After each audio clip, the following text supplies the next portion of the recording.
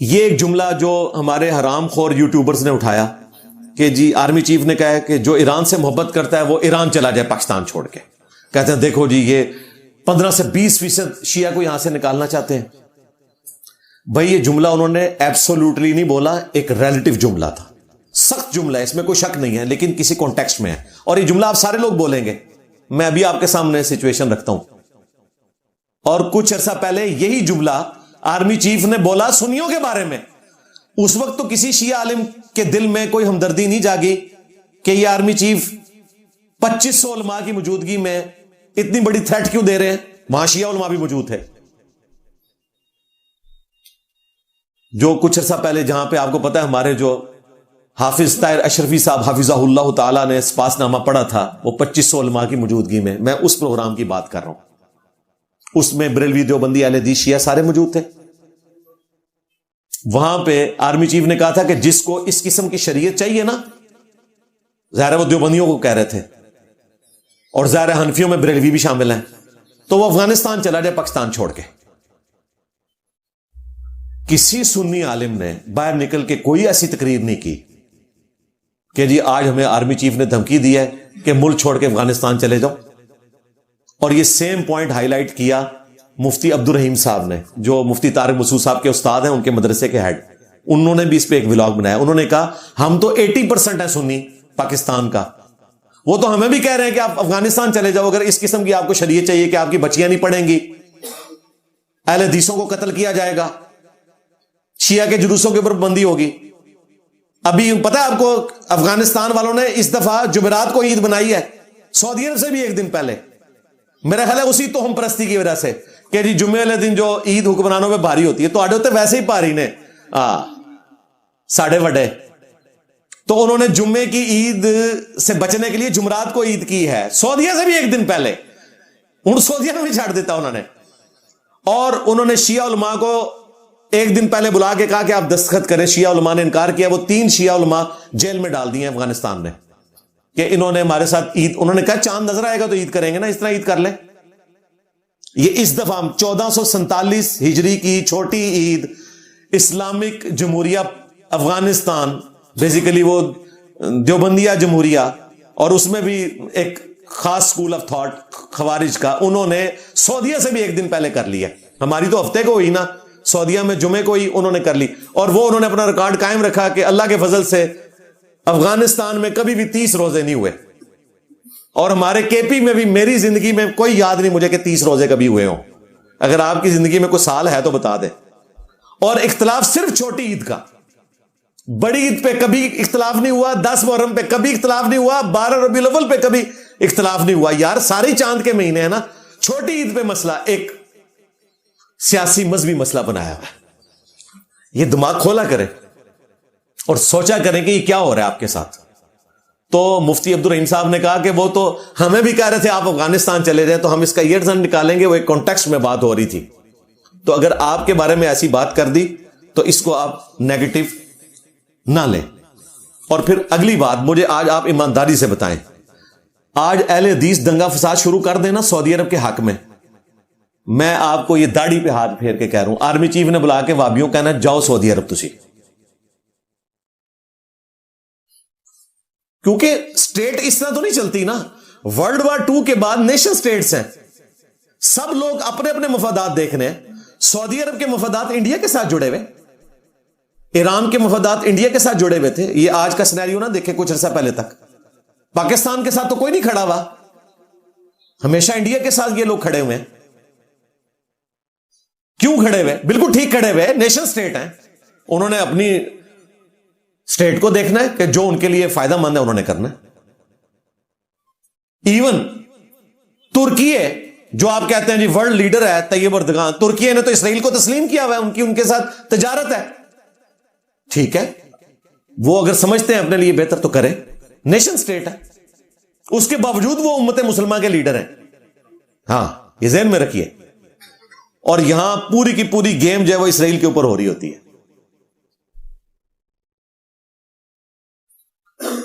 ہمارا موقف پہلے دن سے یہی ہے، یو این او کی جو قراردادیں ہیں ان کے مطابق فیصلہ ہونا چاہیے. 2 ملک بننے چاہیے، ایک فلسطینیوں کو ملے، ایک یہودیوں کو. That's all. اور اگر ہم اس سٹانس سے پیچھے ہٹیں گے پھر ہمیں کشمیر والے سٹانس سے بھی پیچھے ہٹنا پڑے گا. یہ میں ان جذباتی مولویوں کے لیے کہہ رہا ہوں جو کہتے ہیں یہودیوں کو وہاں سے نکال دیں, سارا ملک فلسطینیوں کے پاس آ جائے. اور بھائی انہوں نے ورلڈ وار 2 جیتی ہوئی ہے, اس کے بعد UNO میں پوری دنیا کے مسلمانوں نے مانا ہوا ہے. اور آپ کو حیران کن بات بتاؤں, انڈیا کی بھی جو ڈکلیئر پالیسی ہے نا, اس میں وہ 2 اسٹیٹ سولوشن کو مانتے ہیں. واجپئی صاحب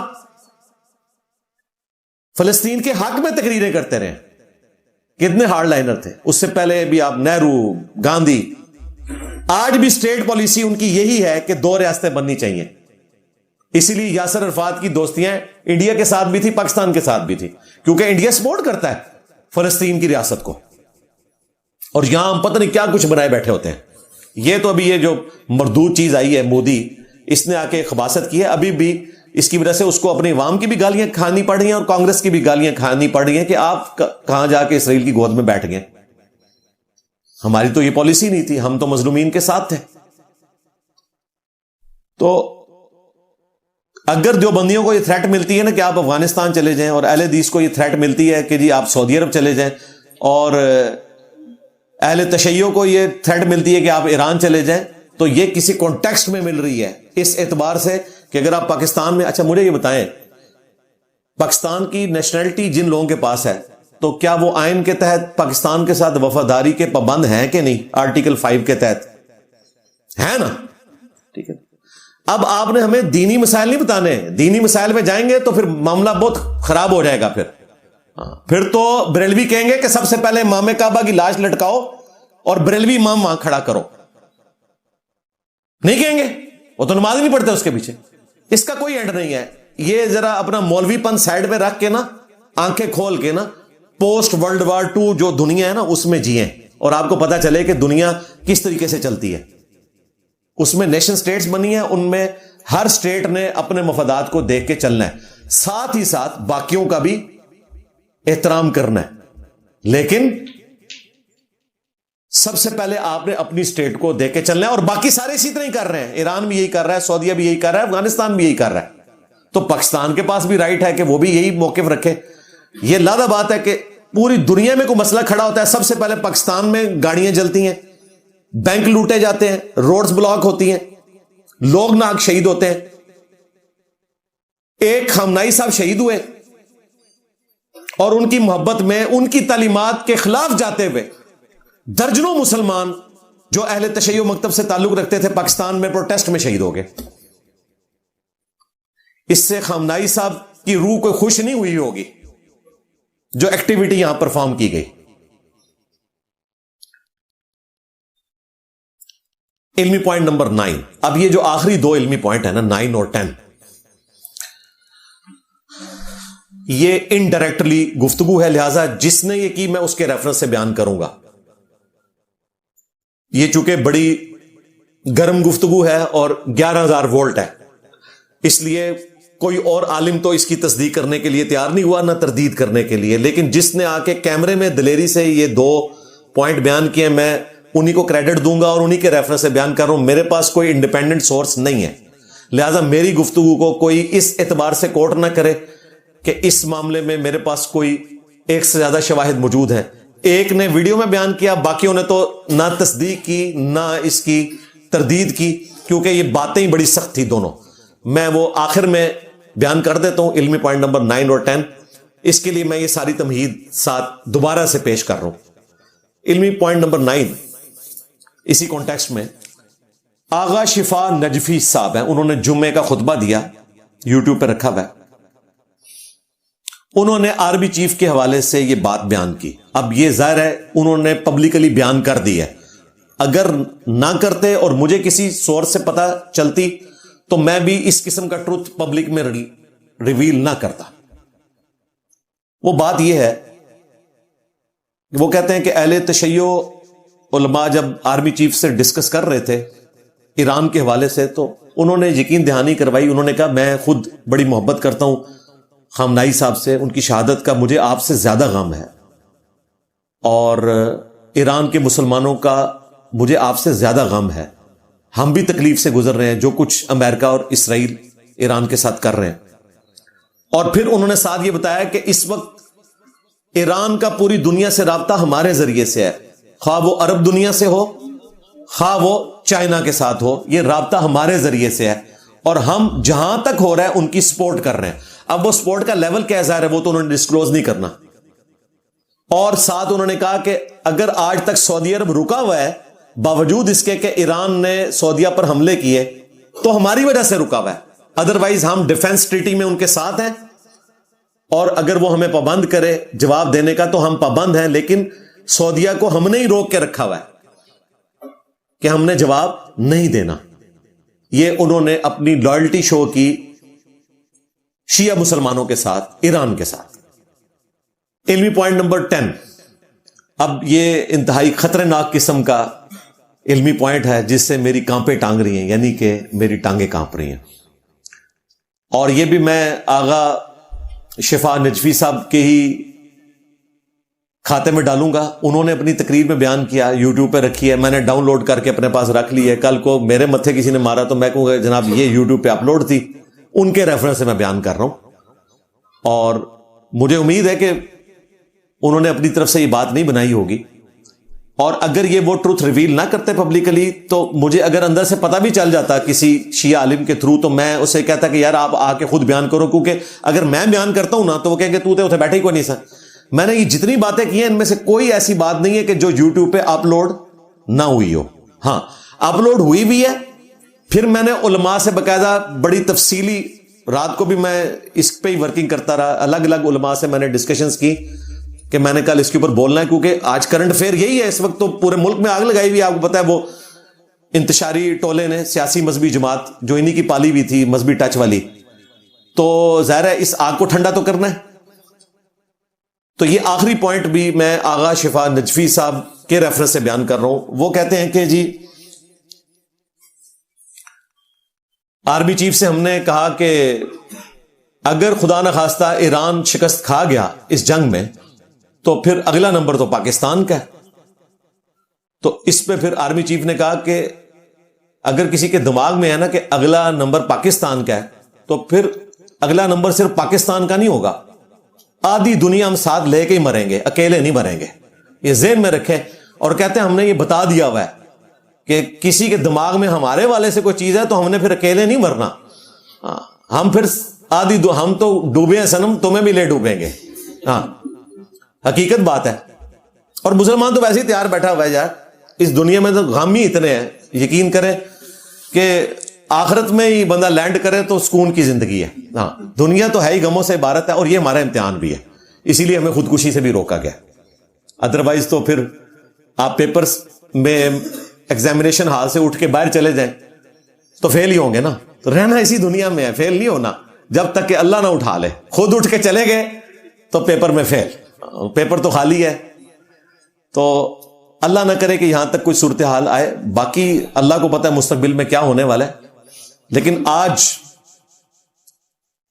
میں سمجھتا ہوں کہ ہمیں اپنے ان تمام بڑوں کو کریڈٹ دینا چاہیے، ان کے حق میں دعائے خیر کرنی چاہیے جنہوں نے پاکستان کو ایک نیوکلیئر اسٹیٹ بنایا، چاہے وہ ذوالفقار علی بھٹو ہوں، ڈاکٹر عبد القدیر ہوں، ڈاکٹر سمر مبارک من صاحب ہوں، اور کتنے لوگ جو ان سے بھی بڑے تھے لیکن وہ اس طرح پبلکلی ان کا ذکر نہیں ملتا کیونکہ ان کو پاکستان نے سیکرٹ ہی رکھا۔ اس کے بعد بے نظیر بھٹو جنہوں نے میزائل پروگرام شروع کیا، نواز شریف صاحب کے دور کے اندر اٹامک بلاسٹ ہوئے، اور پھر آگے معاملات چلتے رہے۔ جس کی جو کنٹریبیوشن، سب کی کنٹریبیوشن ہے اس میں، خواہ بے نظیر ہوں، نواز شریف ہوں، عمران خان ہوں، زرداری صاحب ہوں، سب نے پاکستان کے ساتھ اپنی کمٹمنٹ اپنے اپنے دور میں الحمدللہ شو کی ہے، اس میں کوئی دوسری رائے نہیں ہے۔ ایون جتنے ڈکٹیٹرز ہیں، مشرف سے مجھے اتنا اختلاف ہے لیکن پاکستان کا میزائل پروگرام اس کو ایپیکس پہ پہنچانے والا مشرف ہے۔ بے نظیر نے تو شروع کیا تھا لیکن ڈاکٹر سمر مبارک من کے ذریعے نیس کام، جس ادارے میں میں جاب کرتا رہا، این ڈی سی میں، یہ سارے ادارے، N D C, P M O, A W C, یہ سارے ادارے مشرف صاحب نے اکٹھے کیے اور بڑی دلیری کے ساتھ اس وقت انہوں نے ایک ایکٹیویٹی پرفارم کی۔ آپ کو پتا ہے بارڈر پہ 2002 میں فوج لگا لی تھی انڈیا نے، اور اسی وقت پھر غوری میزائل کا ٹیسٹ ہوا تھا یہاں ہمارے جیلم ٹیلا جوگیاں سے، اس کے بعد فوج واپس لے کے گیا تھا انڈیا، ادروائز یہ تو ٹال ہی نہیں رہے تھے. تو پاکستان ایک سیکیورٹی اسٹیٹ ہے. پاکستان کو اپنی سیکیورٹی کے اوپر اتنا پیسہ اسی لیے لگانا پڑ رہا ہے کہ ہماری ایگزسٹنس کا معاملہ ہے. آج اگر دنیا ہم سے ٹلی ہوئی ہے نا تو ہمارے ایٹم بم کی وجہ سے، ہماری آرگنائز جو فورسز ہیں ان کی وجہ سے، ہمارے ریاستی ادارے، خواہ وہ اٹامک انرجی کے ادارے ہوں، خواہ وہ فورس سے متعلق ادارے ہوں، ان کی وجہ سے، اور سب سے بڑھ کر اس عوام کی وجہ سے جنہوں نے اتنا بھاری بھرکم ٹیکس ماضی میں دیا اور مستقبل میں بھی دیں گے اپنی سیکیورٹی کو مینٹین کرنے کے لیے. تو یہ سب کا حصہ اپنے اپنے جگہ پہ موجود ہے. سب سے بڑھ کر عوام کا حصہ ہے جن کے ٹیکسز سے یہ سارے معاملات میٹ ہوتے ہیں. اور آج کے اس دن میں ہمارے جو فوجی جوان اس وقت بارڈرز کے اوپر پاکستان کے دفاع پر اپنی فیملی سے دور ہیں، ان کے لیے بھی دعائے خیر کروں گا. جو شہید ہوئے ان کے لیے بھی دعائے مغفرت کروں گا. اور پوری دنیا میں جہاں کہیں مسلمان کفار کے خلاف برسر پیکار ہے، یا خوارج کے خلاف یا منافقین کے خلاف، ان سب کے حق میں دعا کروں گا. اللہ تعالیٰ سب کے ساتھ دنیا اور آخرت میں عافیت کا معاملہ کرے. اللہم احسن عاقبتنا فی الامور کلہا واجرنا من خزی الدنیا وعذاب الآخرہ. اللہم ربنا آتنا فی الدنیا حسنہ وفی الآخرة حسنة وقنا عذاب النار. ربنا آتنا من لدنک رحمہ وہیئ لنا من امرنا رشدا. صلوا علی محمد وآل محمد. اللہم صل علی محمد وعلی آل محمد واصحاب محمد وازواج محمد وامت محمد اجمعین الی یوم الدین. سبحانک اللہم وبحمدک اشہد ان لا الہ الا انت استغفرک واتوب الیک.